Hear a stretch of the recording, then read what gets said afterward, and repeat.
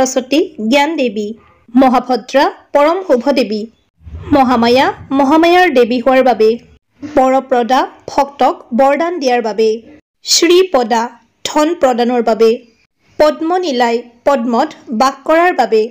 পদ্মাক্ষী পদ্মৰ দৰে চকু থকাৰ বাবে, পদ্মাৱক্ৰাগ মুখ পদ্ম সদৃশ হোৱাৰ বাবে,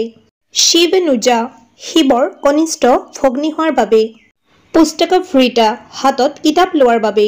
জ্ঞান মুদ্ৰা বিশেষ ভংগীমাত বহি থকাৰ বাবে, ৰমা মোহিত কৰাৰ বাবে, পৰা এই জগতৰ বাহিৰত, কামৰূপা যিহেতু তেওঁ বিভিন্ন ৰূপ লয়, মহাবিদ্যা উচ্চ শিক্ষাৰ দেৱী হোৱা বাবে, মহাপতক নাশিনী পতিত ফেৰেষ্টা ধ্বংস কৰাৰ বাবে, মহাশ্ৰয়া পৰম আশ্ৰয় দেৱী হোৱাৰ বাবে,